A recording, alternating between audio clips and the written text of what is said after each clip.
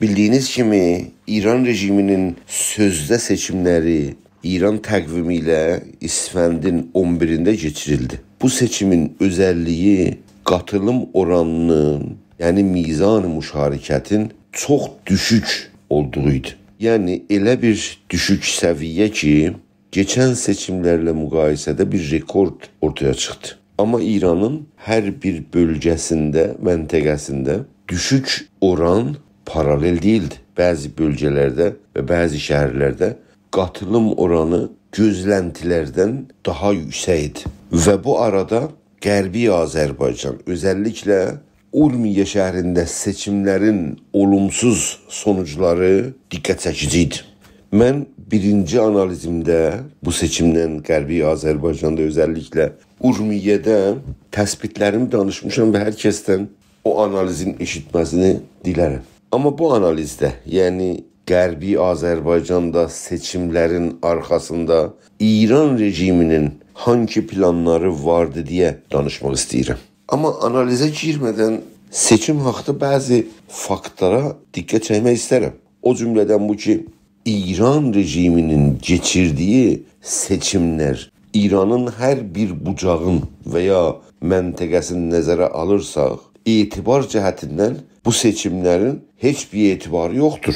Çünkü bu seçimler hiçbir demokratik kurallara uygun değil. Hatta her bir seçimde verilen amar ve istatistikalarda hiçbir itibarı olabilmez. Çünkü bu seçimlerde rəylərin, səslərin sayması ve umumiyyətdə sistemin içinde onların demokratikçe kontrol olması mümkünat içinde değil. Ona göre verilen ədədlər ve amarlar da ne itibarı ve ne de değeri yoktur.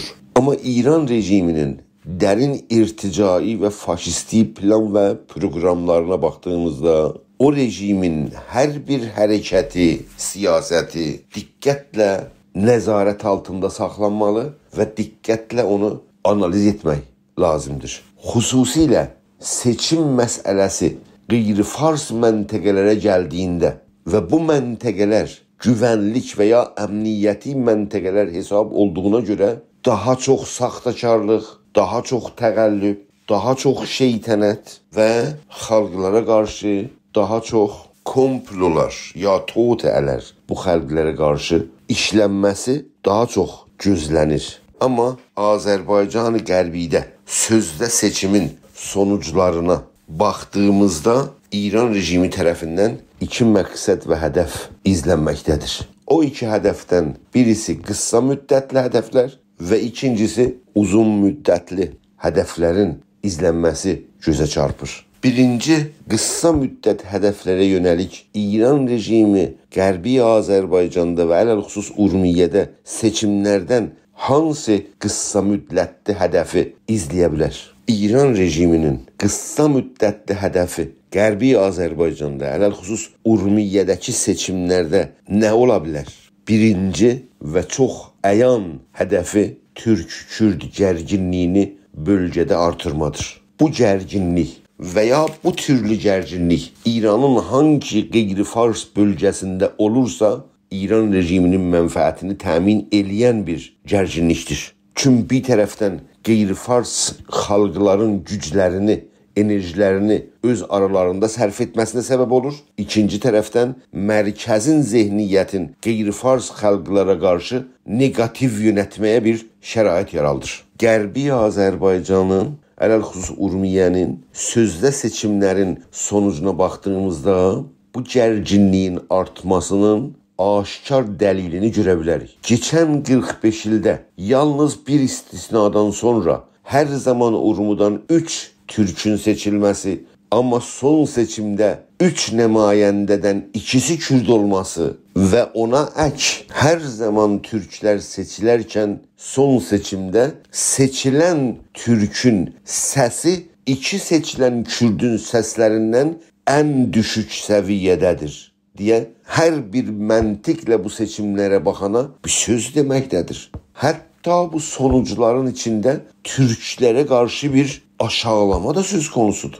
Necə olabilir ki, çoxunluqda olan bir xalqın bir şəhərdə onun sözdə nümayəndəsi Kürd nümayəndələrindən belə sayı baxımından səslə az gətirsin. Amma rejimin ikinci qısa müddətdə hədəfi bu seçimlərdən Qərbi Azərbaycandan daha çox Əhl-i Sünnətin nümayəndələrin İslam Şurası məclislərinə göndərməkdir. Hətta xəbərlər vardı ki, bu dəfə Xübriqan məclisində də olduqca Əhl-i Sünnətin sayısını artırmağa çalışılıbdır. Və bu seçimdə ən azı Qərbi Azərbaycandan keçən 45 ilə rəğmən ki, hər zaman oralardan Türk və Şiə seçilmişdi, bu dəfə Qərbi Azərbaycandan 4 nümayəndə Əhl-i Sünnət olaraq, yəni Urmudan, Makidan və Sulduzdan İran rejiminin məclisinə göndərilmişdir.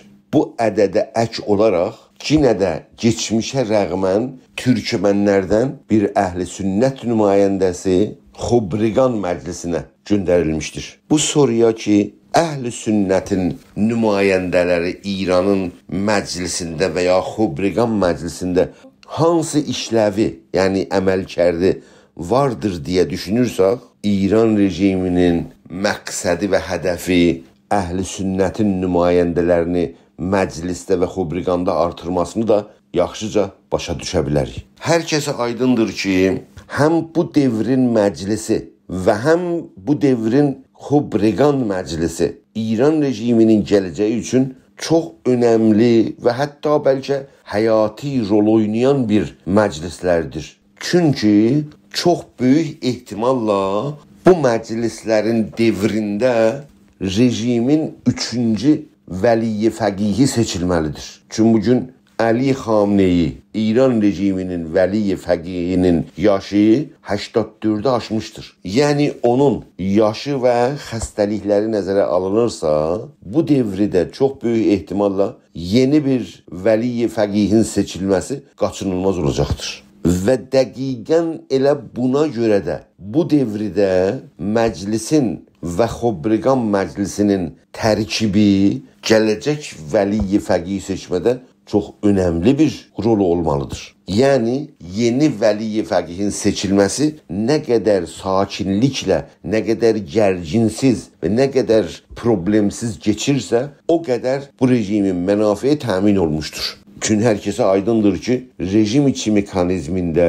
rəqabətlər, gərginliklər, güc mərkəzlərinin bir-birinin qarşısında durma hər kəsə aydındır.